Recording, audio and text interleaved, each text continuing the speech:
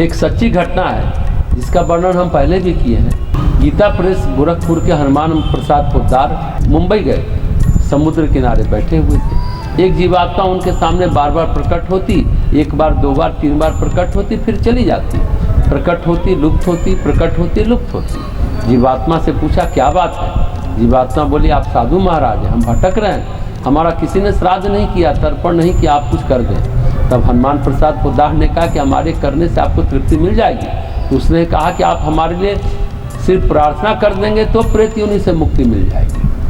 अभी इतना भारी भरकम कर्मकांड की चर्चा हम लोग कर रहे थे।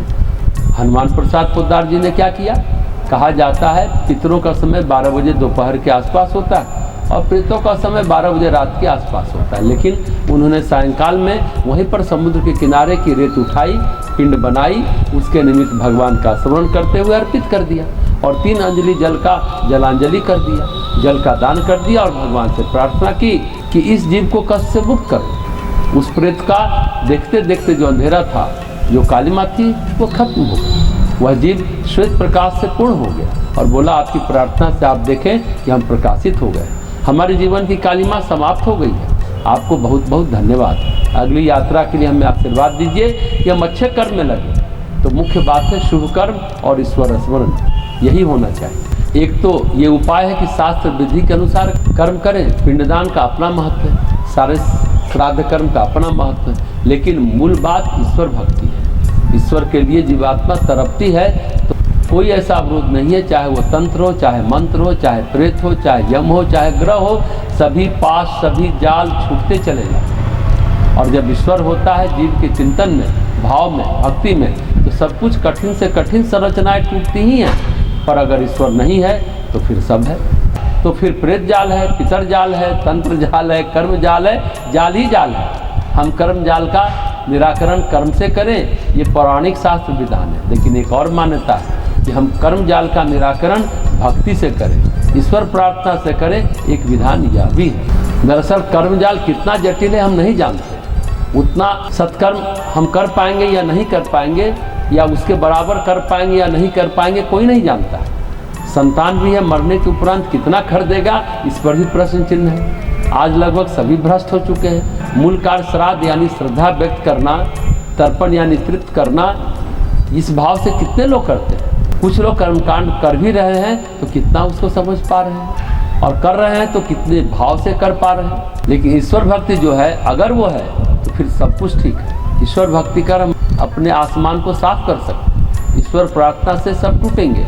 ईश्वर सर्वसमर्थ है, सब जाल को, सभी बंधनों को, सभी अवरोधों को काट सकता है। जीव किसी काल में हो, किसी कर्म में हो, वो मुक्त हो जाएगा।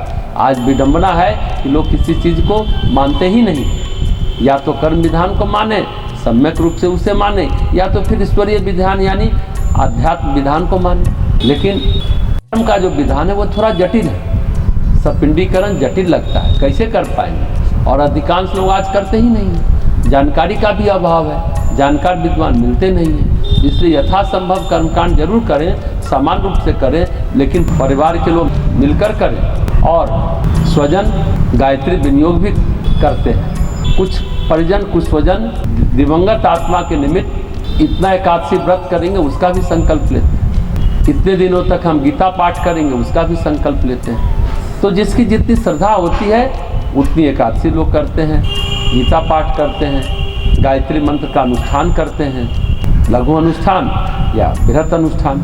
इस तरह उस व्रत का संकल्प लेते हैं। या तो 1 साल की एकादशी करते हैं, कोई 1 साल की, कोई 2 साल की, कोई 3 साल की एकादशी का संकल्प लेते हैं। 1 साल में 24 होगा, कोई 52 एकादशी का संकल्प लेते हैं तो 3 साल तक करते हैं।